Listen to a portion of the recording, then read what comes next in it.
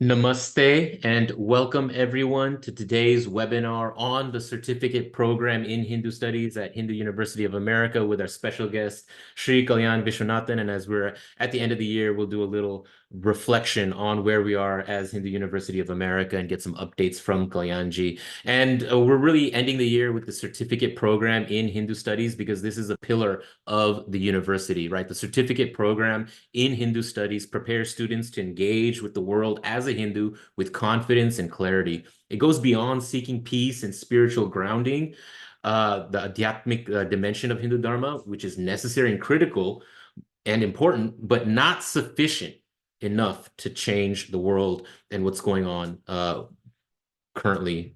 So in short, it supports you in discovering and embracing your Swadharma, which leads to a life of purpose, meaning, profound inner joy, and fulfillment. So in this webinar, Kalyanji, Sri Kalyan Vishwanathan, the president of Hindu University of America, will share his thoughts about the centrality of the CPHS program, the certificate program in Hindu Studies, what it can provide for people who are willing to commit to its rigor.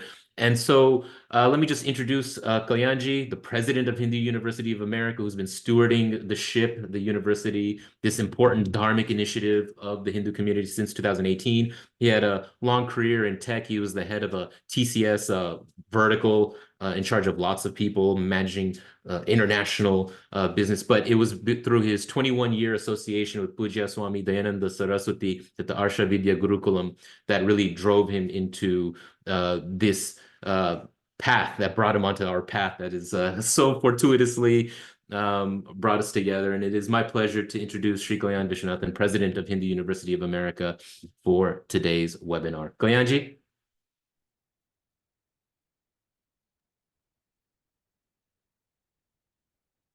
Okay, great. Can you all hear me? Ankur, can you hear me? Yeah. Okay, good. So, Ankur, I'm going to at the outset say that since the number of participants is relatively low, if people want to become panelists and speak up and share during the course of this webinar, we can allow that, okay? We can enable them and you can promote them into participants, so they don't have to be constrained by having to type in a question. They can even speak up during the webinar. Great. So I'm sending a promotion request so that you can join to all the participants. If I miss you, raise your hand. You can see Arun G is already joined, Arun Narayan, student and active. So I'll go through this and invite everyone, Kalyanji. Good point. All right, great.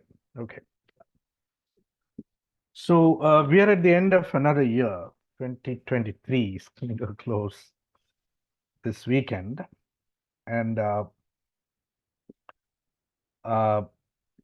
you know, I will be completing 5 years as president of Hindu University of America on March 31st, 2024, in 3 more months. Okay, 3 more months. And it's been an incredible journey, first of all. You know, by the way, I'm a little bit under the weather, okay? I just came back from India and I've fallen a little sick, so please don't mind my little sniffling and coughing if it happens. Now, I want to speak a little bit at the beginning about the odds against creating a Hindu University of America, the odds against us.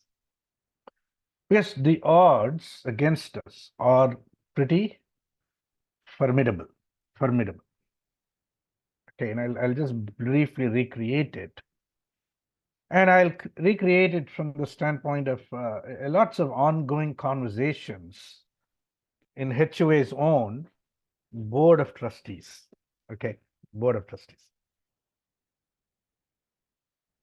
So, you know, we just had an annual retreat in the board in late October. And one of the issues that keeps coming up, and it has been coming up pretty much regularly over the last 5 years, is the question, is Hindu University of America sustainable? Is it sustainable? over the long term. Okay. And the question is based upon several connected questions. One of the connected questions is, what is the practical utility of engaging in Hindu studies? What's the practical value? Will it create careers? Are there any jobs for people with degrees in Hindu studies, the certificate in Hindu studies, or in a doctoral degree in Hindu studies, or a Master of Arts in Hindu studies? I mean, is there a job that's available readily? And the answer is quite obviously no. Right? And so the corollary obviously then becomes, well, if there's no job, no career path that's readily available, why would students come to HUA? Why would they come to study? What's the reason? What's the purpose? Right? And maybe a few people, a small number of people, maybe hobbying around with Hindu studies, right? They may think of this as an interesting distraction, an interesting diversion. But really speaking, is there a long-term sustainable potential for this university? That's a very real question. I don't want to underestimate the tremendous, you might call it, the pressure that question generates almost continuously upon this university. Okay.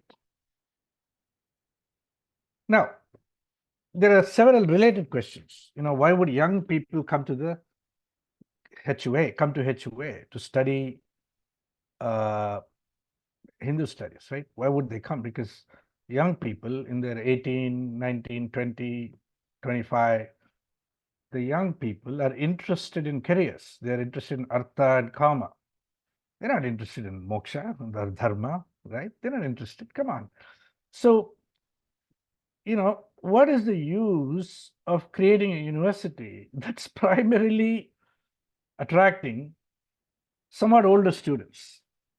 Older students as in students who've got a career already, students who are not really looking for careers. Maybe they're looking to connect with their roots. Maybe they've been attracted to Hindu dharma and Hindu thought, and they find an exploration of Hindu thought both relevant and valuable, right? And that would be an extremely small minority, really speaking, isn't it? And of course, another related question is, well, if there are no jobs and the young people don't come, and if you're just creating a university that's sort of like a hobbying place for people with a certain level of interest in Hindu studies, then is that sustainable? Well, who will donate to this university? Who will sponsor this? People want to give money for artificial intelligence today, right? AI. People want to give money for cutting edge technologies, molecular genetics, AI, all kinds of information security, areas that are emerging from a technology standpoint. And of course, there is a sense, even within the board, as some members of the board, that, hey, this university will have to develop a deeper engagement with science, with technology, with medicine, with business, entrepreneurship, and so on, in order for it to remain credible and relevant over the long term. Okay. And I personally experienced this as a considerable amount of pressure on me. Okay. And honestly, I've resisted that. And I have said, there needs to be a place for Hindu studies. Just like there is a Harvard Divinity School and a Yale Divinity School and a Princeton Theological Seminary, and you can think about many other religions, like for example, the Jewish institution, or a rabbinical school, or a Talmudic school, or an Islamic school like Zaytuna College. Zaytuna College. People can look it up, okay? Islamic school. So I have personally staked my my reputation and career on this question, that there ought to be a place for Hindu studies, for the careful, deliberate, systematic, academic, and scholarly reflection of Hindu thought. Okay. Will it survive? Will I survive? The future alone will tell. Okay, but 5 years has been a good journey. And, instead of dealing with academic disputation on the viability of this university, whether or not it'll work, it won't work, etc., I took a position that, its workability, its viability has to be demonstrated. Demonstrated. There's no point in arguing about is it viable or not as a theoretical academic discussion, but only its real demonstration in the world will open up the possibility of people actually believing in this university. Okay. And over 5 years, quite simply, we have about 3,600 students who've taken courses at HUA over 5 years. We have about 360 odd students who have registered or enrolled in various programs of study. We have a lot of people who have completed programs of study.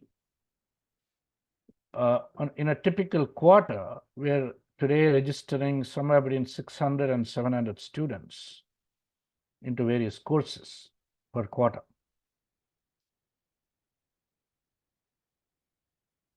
Now, the critical question is, can we sustain this? Okay, can we sustain this? And of course, this university belongs to all of us. Okay, it belongs to all of us. I'm just, what they say, nimitta matram, right? I'm an instrumental cause. I am participating as a facilitating individual for right now. And we have to step up as a community in order to make this university viable, sustainable over the long term. Okay, so those are my opening remarks, and I'll entertain any questions that if anybody has a question or a comment. I think you can take just a couple of questions, and then I'll move on to the topic of the day. Okay. Anybody? Yes, Yeah. Kalyanji. Yes. Nalini. Yes, namaskaram. Namaskar. Can you open up your video? Is it possible? It is possible. Yeah. Okay. I teach yoga. I'm a professor of biology.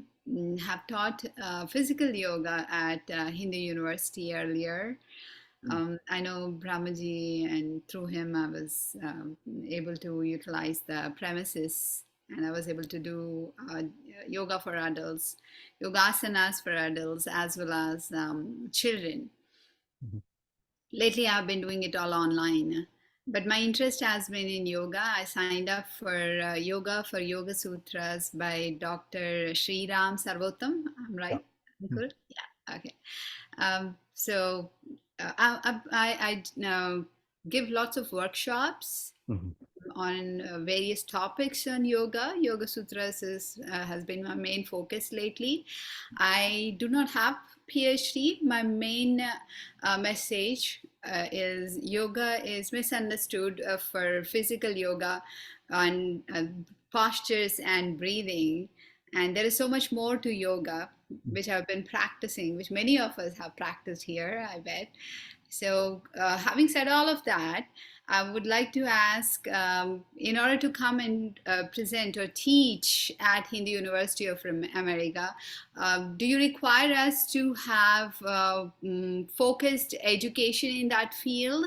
And also, do you require a PhD? Because I have master's in biology, and having both the rungs of the ladder, I want to combine them and go up, or give something culmination of, I must say, science and spirituality. So that's my question. What are the requirements for anybody who is interested to teach something to do with our culture, Hindu University?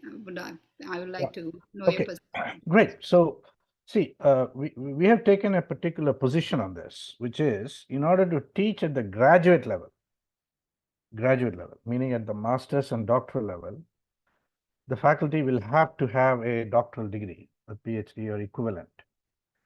Okay, and the degree has to be in a field adjacent to Hindu studies. Well, we recognize that, you know, Hindu studies has not existed as a discipline in the world, right? And it's very hard to find faculty who have a PhD in Hindu studies. It's very hard to find them. So we have people with PhD in philosophy, with PhD in psychology, PhD in education, PhD in political science, PhD in other related disciplines who are situated at the graduate level. And that's a very clear and firm parameter. However, we also have this community education division.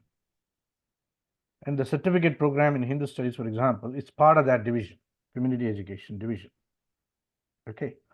There we are much more flexible in terms of the background, you know, and people who have had a long-standing engagement with yoga, with psychology, counseling, with shastras, with Sanskrit, with texts, with traditions, and so on.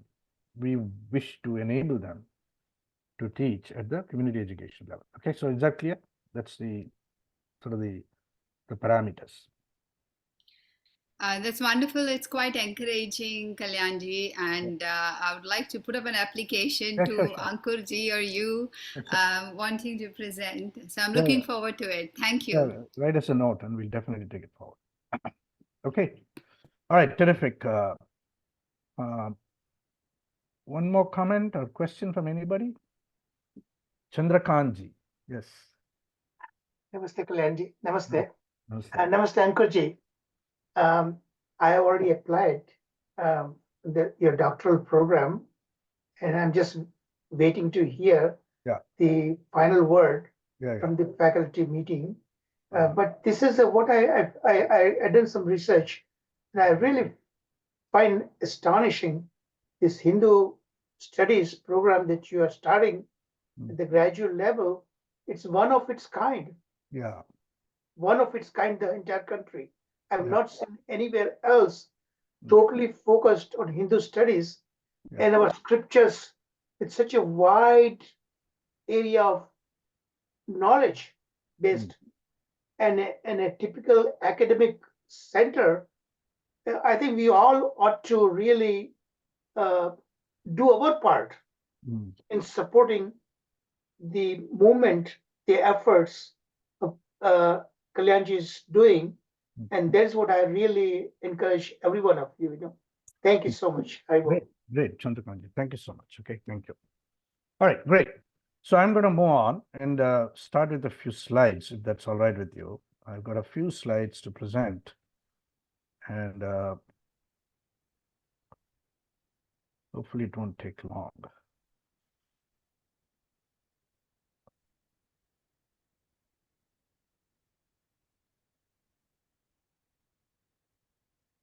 Are you able to see my screen? Yes. Yeah, okay. The certificate program in Hindu studies, it's one of the kind of the backbones of the university. And I want to see lots and lots of people getting enrolled into this program.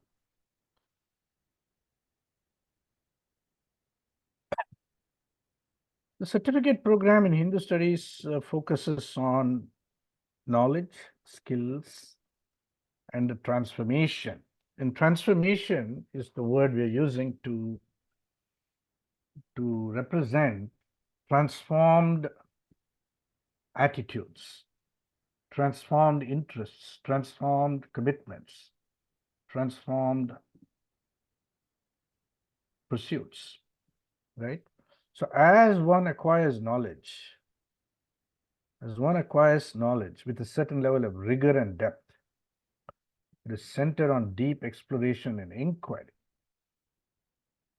It naturally leads to new skills around articulation and engagement, and a level of expertise and credibility, right? Which doesn't come without that deep engagement at the level of knowledge.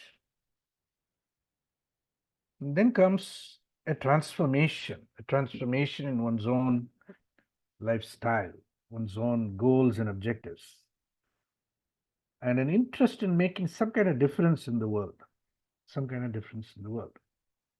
right? That's very critical. As a Hindu, we had to arrive at this place, this transformed place, where we have a deep interest in reorganizing our personal life and participating in making a difference in the world, a positive contribution, and be of service in some way in the world.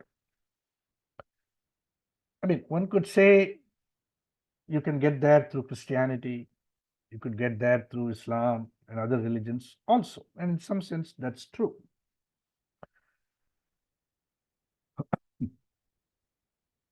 And ultimately, all of this results in, first of all, clarity around what is Hinduism, what is Hindu studies, what is Hindu thought, real expertise in terms of representing it, in terms of articulating about it, talking about it, in terms of being able to explain. See, it's not enough to be a good Hindu today. We have to explain Hinduism. We're constantly called upon to explain it, right? And I was at an academic conference on some years ago on a topic called Hindu-Christian dialogue. Hindu-Christian dialogue. It was at a theological school. So it's called the Graduate Theological Union. And the professor who was presenting, he was invited for the distinguished professor who was invited to present a talk, did a fantastic job of recreating examples of positive and constructive Hindu-Christian dialogue. Okay. And after he had done a fantastic presentation, and he got a standing ovation for his work. And just to give you an idea, his talk was centered on the relationship between Mahatma Gandhi and Charlie F. Andrews. Charlie F. Andrews. I don't know if you know that guy, that person. He was a Christian minister, and Gandhi and C.F. Andrews had carried on a multi-decades-long correspondence and relationship, and the professor recreated it beautifully. Did a fantastic job. I was riveted in listening to him. I was moved by what had gone on between Gandhi and C.F. Andrews. Unfortunately, you'd never come across these things today, right? In our constant rush for science and technology and medicine and all that, we don't even revisit these conversations. We have no patience for that anymore, right? But at the end of the lecture, there was a Q&A, and almost predictably, there was a person from the audience who asked this question. Well, what you're saying is all great and wonderful, but what about caste? And what about caste atrocities? You understand?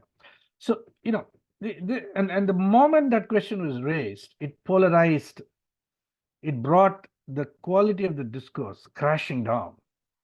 Immediately there were people taking one side and another side and polarizing it and devolving the entire conversation to a kind of a level of,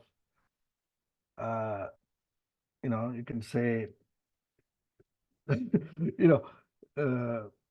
rather unfortunate discourse. And then the whole thing had to be ended quickly, lest that the thing devolve any further, and there would be people politicizing things and shouting slogans and so on and so forth. So it quickly sort of devolved, and it was a very striking experience that I had. I'm talking about probably 2015, 8 years ago. And it was a very deep experience for me, where I went from being moved, inspired, deeply impressed with the quality of the conversation that the professor had generated, and the contrast with the utter devolution of that conversation into a silly little controversy with people who ultimately cannot make any difference at all, other than argue and misstate, misrepresent, challenge, etc., etc. And I would say, I mean, that was not my first experience. It was clearly one experience that left a deep impression on me, where I think the need to explain Hinduism, Hindu thought, is upon us. Okay? And if we don't explain it, our own younger generation will slowly disappear. They'll move away. They will get caught up in the enormous critique of Hinduism that is in the mainstream today. Right? Yeah. Okay. Good. So therefore, confidence, contribution, confidence to contribute, not retreat in the face of the intensity of critique coming at Hindu thought, right? That's confidence. Being able to stand your ground, being able to not get upset, right? And then ultimately to generate meaning, the possibility of a meaningful life for ourselves. And the modernity that we live in has a tremendous crisis of meaning. I don't know if you agree with me on this. There's a crisis of meaning because why are we alive? What's the purpose of this existence? Is it to fight and compete and argue and debate and get polarized and, eke out a life, then enjoy oneself, travel, make some money? That's it. Right. And that, which is the common shared predicament that we all have, regardless of whether we are Hindu or Christian or Muslim or secular or liberal or whatever label we give ourselves. Survival, making it, being reasonably successful is a common shared challenge for all of us, right? But Hinduism begins with the question, is there anything beyond that? Is there anything beyond the mundane, the ordinary? And that's where Hindu thought enters the picture. Today, unmistakably, we are going through a Hindu renaissance. And the symbol of that renaissance is this great Ram Mandir, which is coming up in Ayodhya. And I'd like to say, once again, it's an extremely polarizing issue on the world stage, right? Most of you know it. Some people are elated, joyfully elated, that after 500 years, after 1,000 years before this temple was destroyed for the first time, the Hindus are rebuilding that temple, right? And many millions of people are rejoicing, and it's going to be the most important event of 2024. There is no doubt about that in my mind. And Ayodhya as a city is coming back to life in a way that it hadn't for 1,000 years, right? And of course, there are those who are extremely unhappy that this temple is being rebuilt. When it should not have happened. The Hindus should never have been allowed to rebuild this temple. It's an act of great. Eleanor, you want to say something? You're on mute. You're on mute. You have to say something, you have to unmute yourself. Okay. So, this is a symbol, the Ram Mandir being recreated in Ayodhya and the revitalization of that city, the way it's going to come back to life over the next decade, is an important example of the Hindu Renaissance. There is a Hindu Renaissance going on right now. And the Hindu University of America here is also a small part of that Renaissance. It's a small part of that Renaissance, right? The question is, in that, yeah, Eleanor, you want to say something?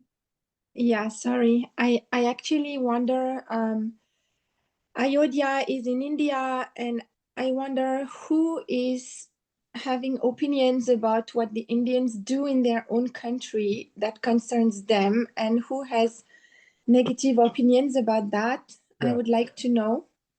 Okay, that's very easy, Eleanor. All you have to do is track a few newspapers like the Washington Post, the the New York Times, the BBC, the Guardian, the Wall Street Journal, the Times of India, and a few other newspapers, and you will find it's a tremendous amount of negative commentary about that mandir coming up.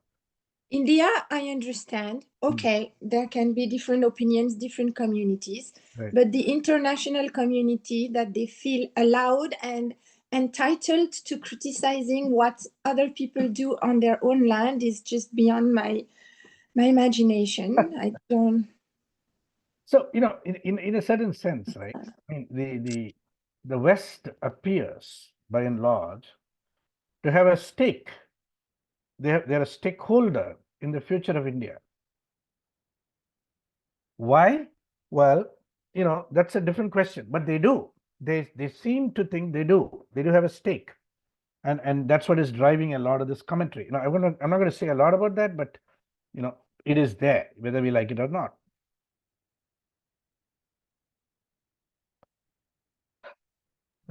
So colonization has not ended? No, it has not. It has not ended. So I'm going to say a little bit about that. Okay, just hold on. I'm going to actually get into that a little bit.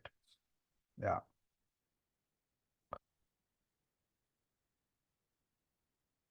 So the Hindu Renaissance is happening now. It's happening now. And the question is, what is our role in this ongoing renewal? How are you going to participate, if at all? And what's your dharma? What is your swadharma here? And this is an important question. I invite you all to consider this question deeply, because it will lend meaning, direction, and tremendous joy and satisfaction in your life if you can engage in this Renaissance.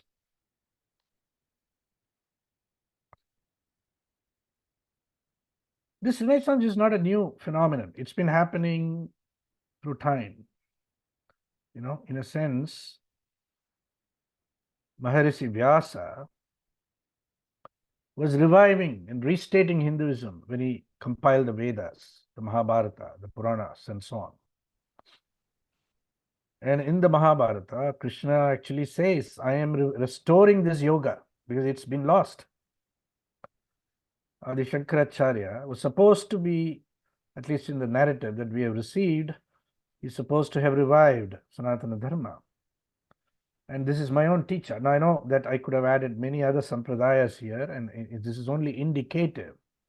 There are lots of other teachers, Swami Vivekananda, Sri Aurobindo, Bhaktivedanta Swami Prabhupada, and many, many others, Swami Chinmayananda, many others who participated in this revival. Here are the two quotations. Okay, Imam Vaivasvate Yogam Proktavan Ahamutyamam Ahamavyayam Vivaswan Manave Praha Manurikshvakave Bravit. Okay.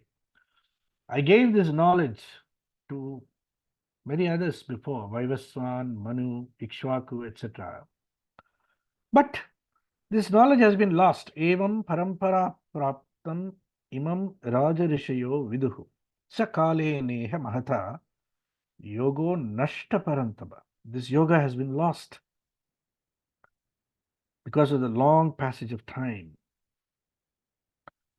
Sa evayam maya todhya yoga prokta puratanaha. Bhaktosi me sakha cheti rahasyam hetamuttamam. So because you're my friend, my student, my friend, I am restating this yoga for you. That is Krishna speaking in the Bhagavad Gita. He is restoring the yoga. He is restoring the dharma, the Sanatana dharma. And so are everybody. And again, we are at a cycle now, but we have to restore this dharma one more time. After the long passage of time has nearly obliterated it.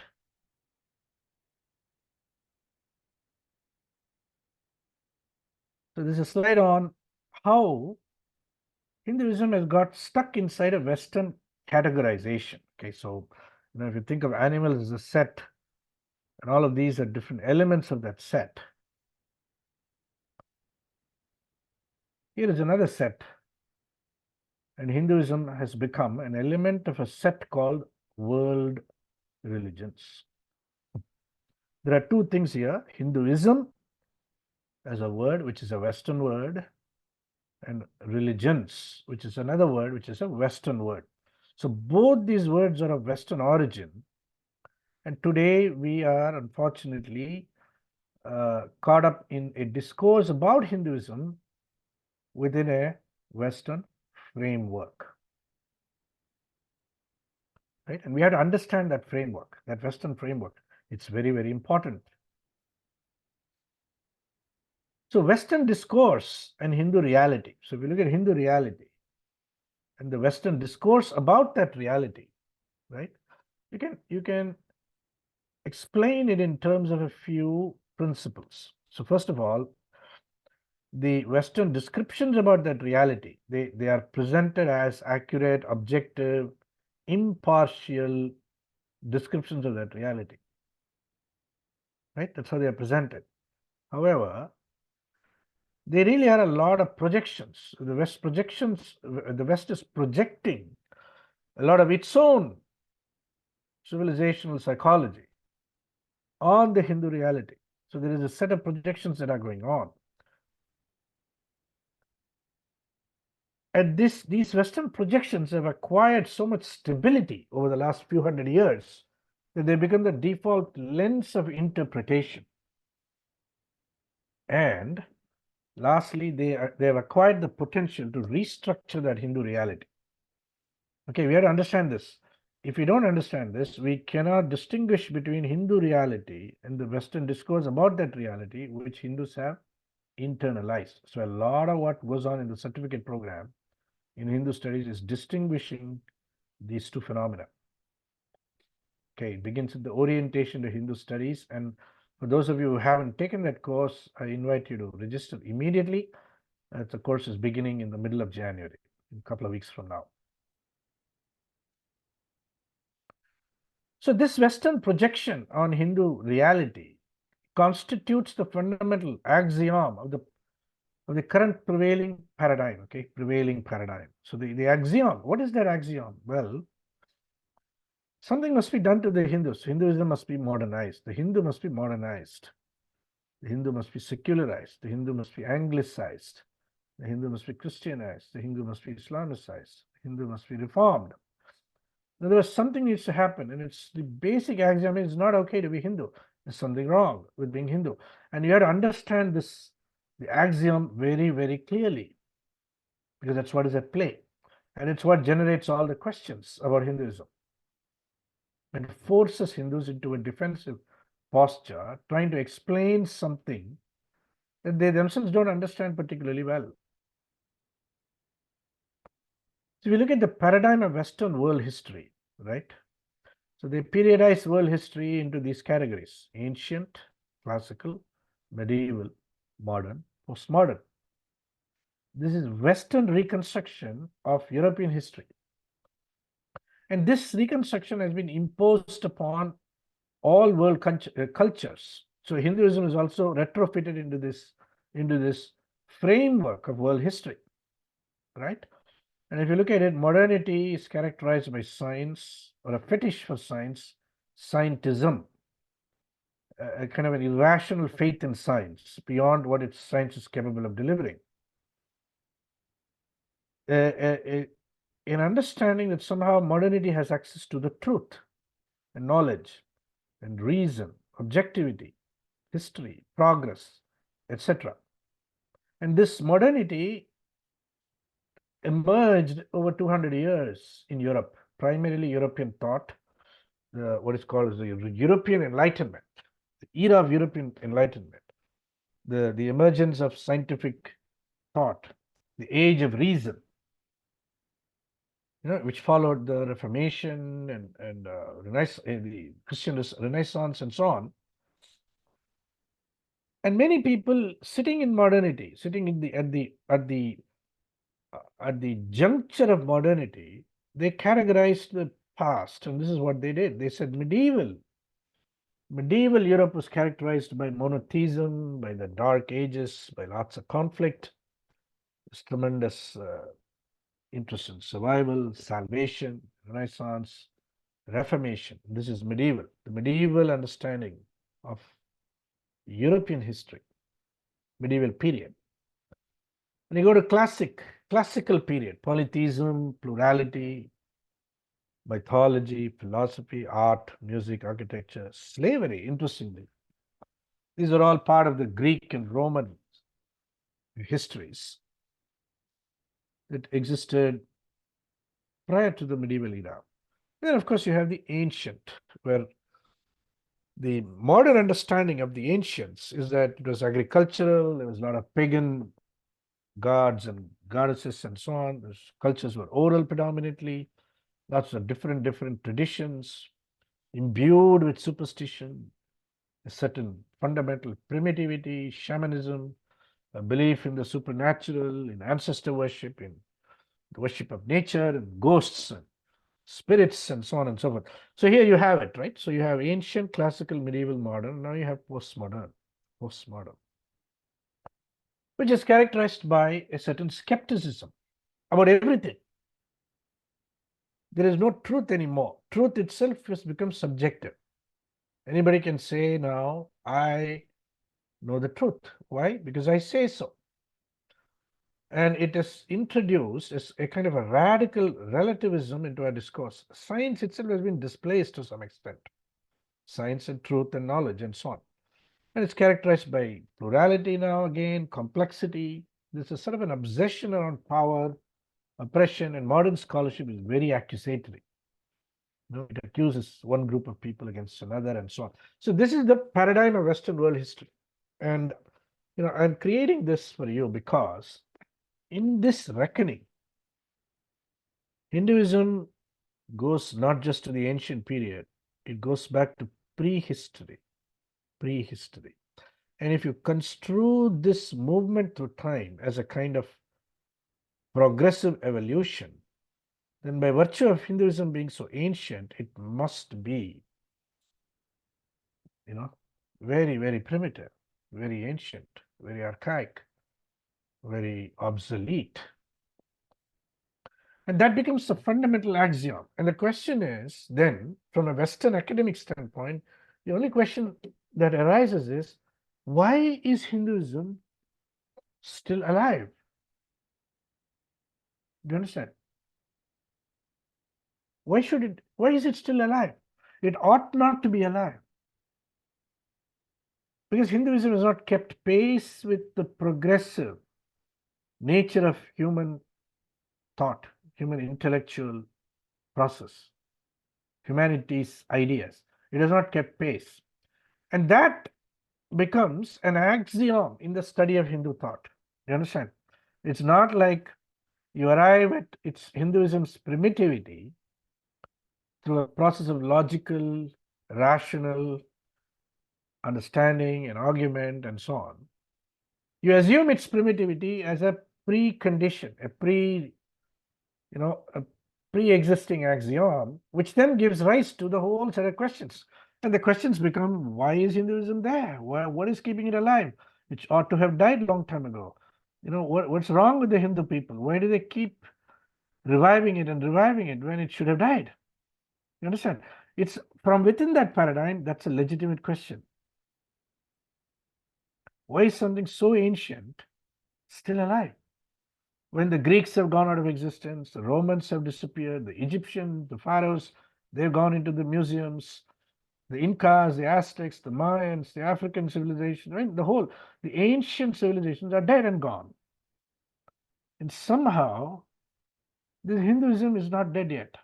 It may be wounded, it may be bleeding, it may be deeply injured over the years, the decades, the centuries, the millennia of encounter with Western monotheism, right? But it's still alive. Why?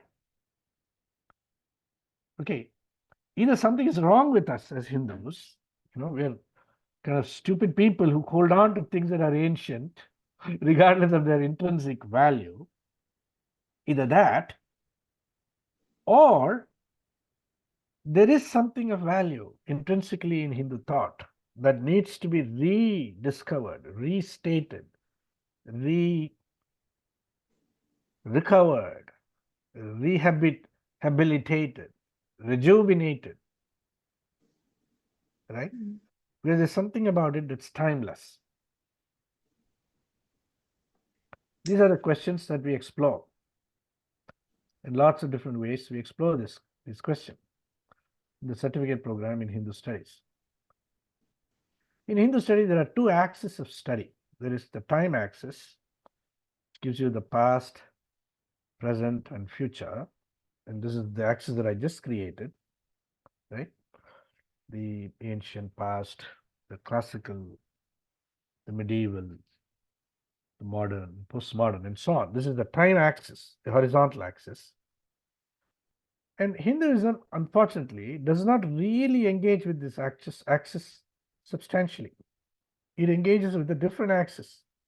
You can call it a vertical axis. This axis is concerned with the physical, the mental, and the spiritual.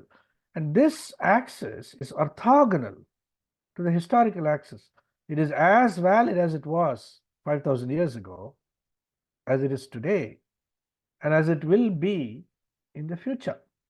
In other words, the time axis has no bearing on the philosophical and spiritual axis.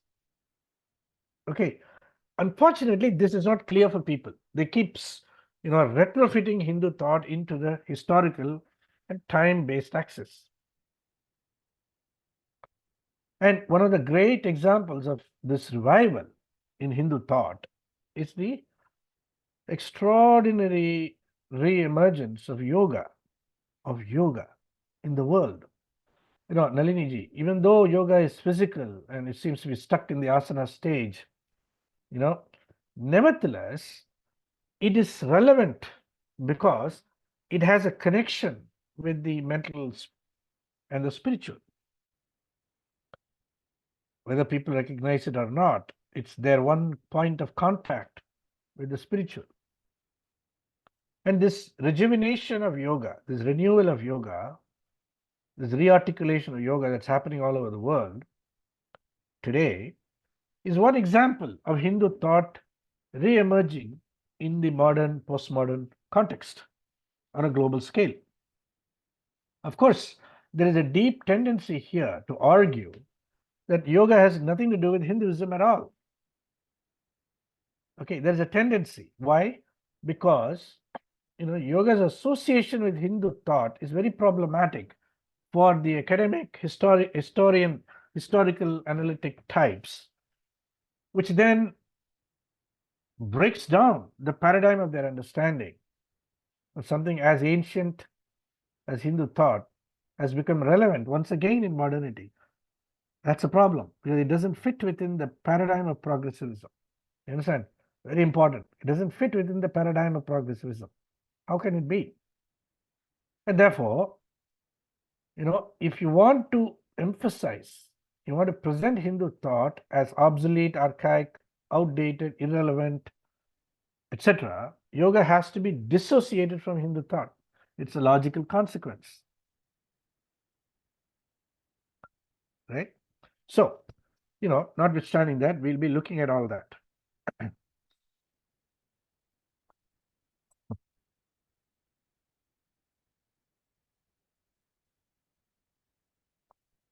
And as we get into this Hindu studies, we'll be exploring two paradigms of study. There is the Hindu paradigm, which involves constructs and concepts such as moksha, dharma, karma, yoga, brahman, janma, sadhana, jnana, bhakti, vedanta, pramana, punya, papa, yajna, puja, and so on the one hand. Okay, this is one paradigm of study. And then there's another paradigm which has become now the dominant paradigm, where you begin with the Aryan invasion, the emergence of Brahmanism, the emergence, the development of caste, of superstition, Dalit, untouchability, human rights violations, discrimination, Hindutva, nationalism, exploitation, Neo-Vedanta, and so on, all of which are products of a certain Western imagination, a Western projection upon India, or upon Hindu thought. And we are going to carefully distinguish these two. Okay, so this is I'm going to call this the insider's voice, the voice of the tradition, and this is the outsider's voice, the voice of Western, reconstruction, reimagination of Hindu thought. And we want to get into intimate relationship with both, not just this, but also this. And if you look at the scope of Hindu studies, well, it includes philosophy, it includes foundations, foundational texts, lots of other texts of which there is no shortage in Hinduism, traditions, many sampradayas and traditions, history, society, spirituality, Hindu contributions. All of this will be featured in the certificate program in Hindu studies, taking you on an in-depth journey through this program. And, I have come up with this new paradigm of Hindu history, which really you should think of it not in terms of the Western paradigm, the Western periodization, but really a classical period up to approximately 1000 BC. There was the Islamic period of intense struggle with Islam. And there was the British period, the colonization and British dominance. And then, of course, there is the post-colonial, the modernity, post-colonial modernity. And we think about it, this was a period of expanding and prosperous society, extraordinary literary accomplishments, great successful empires, flowering of arts and culture, etc. And here was a period of terror and devastation, destruction of temples, loss of education, poverty, displacement. And of course, British restructuring of Hindu society, the caste system, the birth of the caste system. And the modernity, Hindu modernity, which is confused and mixed up, internally conflicted, lots of constant discourse around caste, which seems to not even give us any moment of respite. And here you got the Sanskrit literature, and Hindus fall silent during the Islamic period. Now you get the dominant European discourse, where the Brahmins of India get reframed as oppressors and villains of India. And then Indian Hindus have been gaslighted into self-blame and self-disgust. And mostly Hindus today are trying to emerge from that self-blame through science and technology. Right? And you can think of it in terms of these broad frames, right? There is the age of classical Vedic Hinduism in an expanding, creative, and prosperous society, right?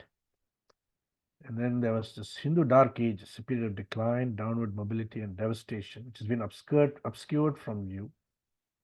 Even though there were lots of resistance to this, nevertheless, it was a downward trend. And then we are now living in an age of recovery, restoration, and reconstitution, and possibly return to prosperous growth. This is a paradigm, a new paradigm of Hindu history, which I would like to articulate. Right? This is the way we should study Hindu history, not get stuck in the, the ancient, classical, medieval, modern, and postmodern. Purushartha, human endeavors, so kama, artha, dharma, and moksha. Kama is constituted by a commitment for survival, pleasure, joy, happiness, sensual enjoyments, and immediate gratification. Right? And artha is constituted by a desire for security, for comfort, for our own future well-being, retirement, savings, investments, stability, wealth management, etc., etc. Then comes dharma, which is the well-being of others, and a commitment towards laws, order, justice, social harmony, duties, security, environment, overall well-being of the world, of the society, the community, and the kind of the international community. And moksha, freedom, fullness, contentment, cessation of sorrow and rebirth, and a return to the source of bliss, a bliss unbroken, that is moksha. And all of this, these purusharthas create a hierarchy of aspirations and endeavors, and a balance between the individual, personal, social, environmental, spiritual, and cosmic. We have to understand this purusharthas. We'll go through a lot of that. And this is a hierarchy of aspirations. That's how we should understand this. People aspire from one level to the next level. And as you move towards dharma and moksha, you arrive at an awakened intelligence, a spiritual intuition, a commitment to self-knowledge, an integral understanding, awareness of the great cosmic mystery of life, commitment to service and contribution, and this meaning and joy in life. This is what we call Hindu studies. Okay, that's where it is situated. So it doesn't automatically lead to utilitarian outcomes, jobs and careers and so on, even though it can deeply impact them in a positive way. Okay, I want to stop here. This is my few slides, and I'll just say a few words about the certificate program in Hindu studies. Okay, I'll bring up the page.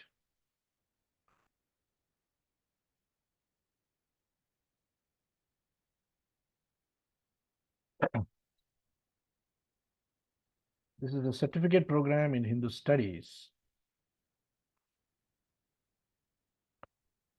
The program design is such that it has a certain number of core courses and elective courses. Okay, so program learning outcomes is number one, clarify the Hindu paradigm, articulate the contemporary relevance of Hindu thought, apply the learning to think from a Hindu, create new pathways for service, leadership, and global engagement, contribute with confidence and clarity in unique and innovative ways.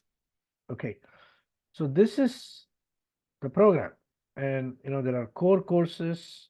You have to take 12 credits worth of core courses. These courses typically have 1 credit or 1.5 credits each. And there are areas in the studies: foundations, history and method, yoga studies, texts and traditions, Ayurveda and integrative health. And then elective courses, you have lots to choose from.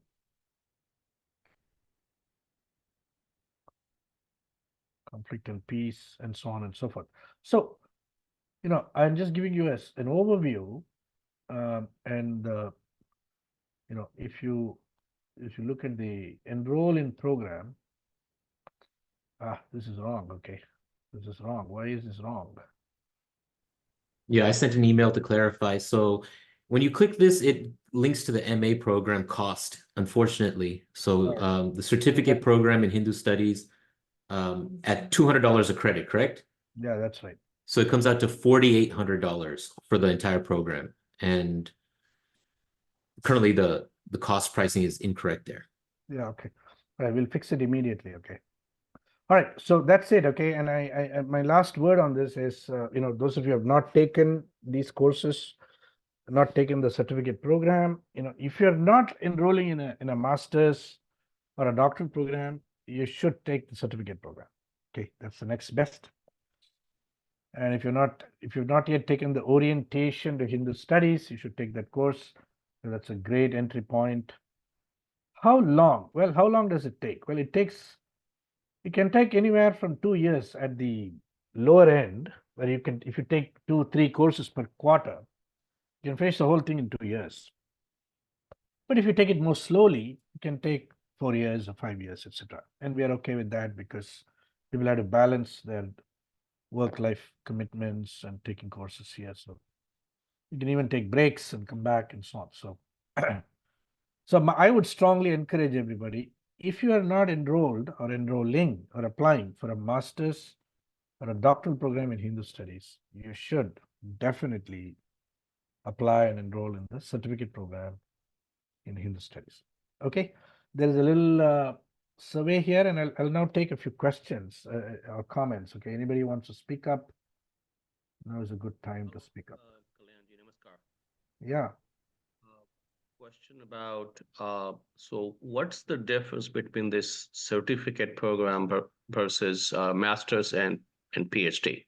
Like, what will be the scope and what kind of, what's the extent and scope? Yeah. So, see, in the masters, one of the distinguishing characteristics of the masters is a commitment to teach people how to write academically.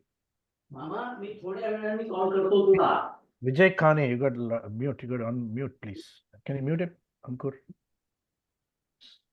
Hello. Yeah, please mute yourself. Okay, there's a lot of background noise. Can you hear me? Yeah, I can hear you. Just hold on. Namaste. No, just hold on. Let me finish No, wait up, VJG. You're coming up Okay, next. sorry. Okay. So in the graduate level, at the master's and doctoral level, one of our most senior commitments is to teach people how to write academically and become good quality writers. We want people to develop a deep interest in writing, publishing, writing papers, writing books, etc. Yeah, Okay. so I had an interview with Pragyaji yesterday. We talked for a good 45 minutes. Okay. So, I'm seriously considering doing master's in Hindu studies. Oh. Not seriously, I will do it. But one of my questions was just that do you guys offer any assistance in writing? I got some projects. Yeah, so there is, in the master's program, we have a 2-course sequence. The very first course is called Introduction to Writing in the Humanities. Introduction to Writing in the Humanities. And the second course is called Writing in the Humanities 2. And at the doctoral level, there's a course called Research and Writing. Okay, so these 3 courses taken together advance the student towards some level of competence in writing, publication, in research, doing the right kind of references, making good arguments, supporting those arguments, citations, etc., etc. Okay, and then what happens is, the student becomes deeply interested in writing and publication, writing and publishing. Okay, and not just kind of casual writing, not like writing a blog or something, but really writing a high quality academic paper or academic writing. I understand. Yeah, right. Thank you. Yeah, that's not there in the certificate program in Hindu studies. Okay, in the certificate program, you'll be asked to write a few things, but it'll be mostly casual and creative writing. Thank you. And a lot of what you write will be acceptable, doesn't have to reach an academic standard. That's a big difference. But also in the master's and doctoral program, you'll see a real difference in how the faculty engage with the material, because the faculty are themselves at the doctor level. Okay, so they will bring a whole variety of analytical templates and possibilities. It'll really be a higher level of engagement, really speaking, compared to the certificate program in studies. Great, great. So the $4,800 for the program is for the entire program, not per year. So you get your entire certificate program through that. The poll is up. Panelists cannot fill out the poll, so all the panelists, you'll get that call from Brageji and team later on to see where you're at, and we'll try and filter it through. But if you're still an attendee, please fill out the poll. Let us know if you're interested in the OTHS course, the Orientation to Hindu Studies course, or the certificate program in Hindu Studies. And many of our continuing community education courses do apply to the CPHS program, even retroactively. I think Rahulji asked that. Those two courses in particular definitely do. And you can see on that page I shared, and I'll share it again, you can see all of the courses that apply for the CPHS program. And again, we're trying to create many pathways, right? Many courses, electives, so that you can engage in the studies and the courses that you are particularly interested in. You can follow your faculty that you enjoy learning from, all of those sorts of things. So we want this to be flexible, inclusive, open, comfortable for our supporters. And yeah, you can start the program any quarter at the start of a quarter. So you don't need to start in the summer or the fall or the spring or the winter. You can start when it is convenient to you. Hopefully sooner the better, enroll when you can. And again, as Kalyanji said, on the short end, 2 years, I don't know if anybody has done it in a year and a half, on the quarter system, but 2 years, 3 years, 4 years on your own schedule, you can finish this program that gives you confidence and clarity as a Hindu. Kalyanji, any other questions that are popping up? So how many hours per week if you want to do it in 2 years? Okay, that's an anonymous attendee. And in general, I would suggest, you should reveal yourself. Okay, this is a family here. No, you don't have to be anonymous unless you're compelled to be. Yeah, so, if you want to do it in 2 years, you're looking at easily 12 to 15 hours per week of intense effort, because you're going to be taking 3 courses at least. And Arun Narayan has completed the program, certificate program. So, and I'd like to invite him to offer some comments as somebody who has finished it. So, thank you, Kalyan. I would like to first offer a great thanks to what you have been doing in the 5 years. And I support your resistance. I really like the idea of the Hindu studies, because the genie has left the bottle in the last 300, 400 years. And it's time for us to take control of our own actions. We cannot be just reactive. So I appreciate what HUA and you are doing, and I fully support the resistance. I'll join gladly your resistance. In answering your particular question, I agree with you about typically in any American university, we have, they say 3 hours per week of external work. But the biggest thing for me was once you join the courses and you start learning, if you're really interested, you would start putting in more hours. And that's the only way to get a benefit out of it. So, for example, you're doing a course. I'm just picking up a course, say a Mahabharata course, or a yoga course, or a Vedanta Sara course. Depending on the level, if it's a graduation level course that you're taking, even for the certificate, you would have to put the required amount of time, which would be very, very rigorous. To be honest, graduate level programs are very rigorous, and I like the fact that they are rigorous. I don't want easy courses. I can go and take easy courses on YouTube for free. So when you come to HUA, you want rigor and you want good teachers. So what I'm saying is, the more effort you put in, the more you're going to get out of it. You can always come into HUA and just take a course and just get a certificate. And that would be, to me, I'm talking, since Kalyan invited me, I'm giving my opinion. People might have their own opinion. It's just a waste of time if you just come and take a course and get a certificate and just move out, right? This is the greatest way to do a Swadhyaya. I've been studying for the last 5 years. Very enriching. I would request that if you join, put all your interest and best effort. take one course, two course, or whatever suits your time. That I can't judge, but once you take a course, please put as much rigor so that you get best out of it. That's all I want to add. Okay, terrific. Thank you. So I want to address this question. If you already have a master's degree, can you get to the doctoral degree directly? Okay, the answer is depends on what your master's degree is in. Okay, if you have a master's in electrical engineering or business or some unrelated field, the answer is no. It does not give you a direct access to the doctoral program. Okay, but if your master's is in a related humanities field, like for example, you've done psychology or sociology or anthropology or history, etc., some consideration will be given in terms of can you incorporate some of those credits in a direct admission to the doctoral program. But that's a case-by-case matter. Our academic committee will weigh in on that. So that's the answer to that question. Great. And I would add one thing. Okay, if you're interested, I would say plan on enjoying the journey, being challenged by the journey, persisting with the journey. Don't get caught up in when you're going to finish and all that. Okay, so it's just you should enjoy the process. That's most important. I have one other practical question about, so the certificate program starts mid-January. However, I was told that the master's program does not start until September. So will it make sense for me to join this certificate program and I get the credits so I don't, There are no credits will transfer from the certificate to the master to the graduate level, okay?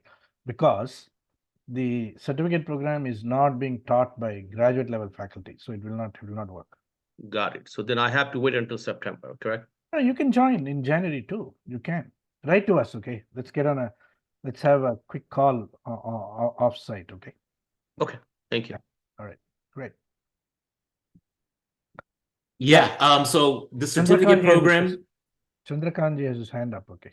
Let's get Vijayji in. He hasn't spoken yet. Oh, okay. The certificate program, as Kalanji said, is crucial to what we're doing at Hindu University of America. And there are so many compliments for this presentation, and Kalanji did a great presentation. But there's so many things we are doing at Hindu University of America. And one of the other pillars that we are building on so that we can move forward as a community is the Friends of HUA, right? So these are local regional chapters that are connected to the community, spreading the word, having these conversations in their local community. In Vijay Kaneji in Houston, just take a minute or two to talk about what he's been doing in the Houston area as the Friends of HUA kind of lead organizer, along with Mahadev and Sitaraman, one of our other folks on the inside of HUA. So Vijayji, please take a minute too, if you can, be quick, and let them know what you've been doing and what the Friends of HUA is. Yes. Namaste, everyone. My name is Vijay Kane, and as Ankur said, I'm part of the Friends of HUA here in the Houston area. It's very encouraging to see about 50 participants on a long weekend. I'm very happy to see that. So I'm trying to promote HUA in the Houston area, and we had a great fundraiser early part of this year. And we all kind of need to take it to the next level. So Kalyanji mentioned initially there were questions being asked whether HUA is sustainable. Well, we need to make it sustainable. I think it's really up to us. So there are about 3,600 people that have taken a course, and I'm just wondering how many of those have seriously taken the effort to encourage other people to consider taking courses. This is a difficult thing to do. I've encountered a lot of resistance in this area, or be involved with HUA in some capacity in local chapters. So, I want to encourage every one of us, and my guess is we have people from many, many different cities over here, to consider starting a local chapter promoting HUA. And I've always felt that people are eager to participate if they see a clear, well-defined agenda. And so we need to prepare that agenda. And like they say, build it and they will come. There is a lot that really can be done. I think we have like 15 board members, and I want to challenge them that what are they doing to promote HUA? Are they meeting frequently enough? Do we see enough motivation on their part? And see, this effort has to be multifaceted. It's not just going to be one or two people doing a few things here and there. We need some serious marketing over here. And in the Houston area, we have the privilege of having all kinds of, we have something like 30 temples with a resident priest and a whole bunch more that are small organizations. I'm trying to approach each one of them, and I have a couple of HUA banners. It's going to take grassroots movement. It's like kind of like a political campaign, door-to-door knocking and things like that. And we need to translate some of those other marketing ideas to promote HUA. So I'll just give you a bit of a feedback here. There are a lot of people who have never heard of HUA. Say, HUA, that's, where is it? And then I have to go through the whole thing that, well, it's mainly an online university and things like that. And oh, they have courses, and then you have to pay for them, and there's a certificate program. This is, information is clearly not reaching the people who really need to hear it. So the marketing is extremely important. So I want to challenge everybody that's on the call, on the webinar over here, in your own respective cities. And, reach out to Kalyanji, reach out to Ankurji, reach out to me. I put my phone number earlier on, I think my third or fourth. I'll give it to you anyway if somebody wants to write it down. It's 832-689-0690. It's 832-689-0690. And again, I don't want to act like I have the answers. We are looking for the answers. So if people have some good ideas from other cities, maybe somebody has tried something in other places that we can replicate. We don't want to reinvent the wheel. If something has worked for somebody, I'm more than happy to hear those ideas and share what we are trying to do over here. And so we need, Great. We have at least 20, 25 cities in the US where there is significant religious activity going on. And so we really need to promote this. So All right. I Thank you. Yep. Thank you for that. Sure. Please sign me up. Please sign me up for Cleveland. Okay, great. Cleveland? Yes, sir. Right. I'm starting a chapter of Kona there too. So I would love to be, starting something with our university. I call it our university now. So we'll love to do that. All right. Okay, Wonderful. everybody. So we're going to wrap up now. I mean, unless there are any last minute comments or questions. Chandrakantji, please go ahead. Yeah, pardon me. Uh-huh. Can you hear me? Yeah, I can hear you. Yeah. Kalyanji, many of these graduate level courses, if I'm correct, are going to be starting in barely 2 weeks. Yeah.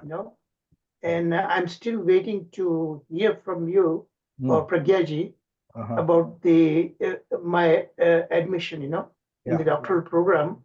But I just want to make sure, I don't want to rush you, but I hope I won't be charged late registration fee because I have yet to hear, and the faculty meeting supposed to have taken place on December 27, and here I'm still waiting, Yeah, so we'll I just want to make sure I won't be charged late registration. No, don't worry about it. We'll waive that.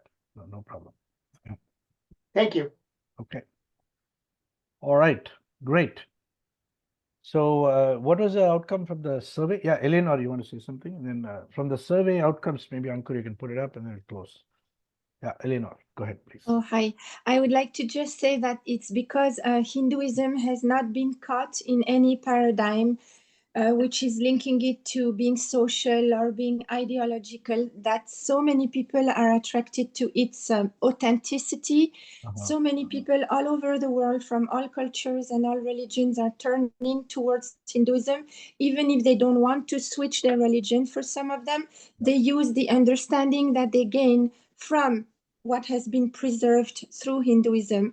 It's so important to everyone. And I really feel grateful to Hua for trying to preserve this authenticity and not allowing other discourses to talk about it. Thank you, thank you.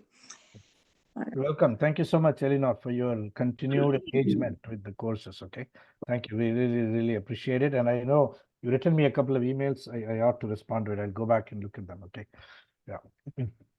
All right. Terrific, everybody. Unless there's anything else, we will close today. And, obviously the panelists could not participate in the survey.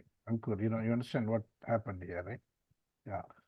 So my last word is please join the orientation to Hindu studies if you haven't done it already.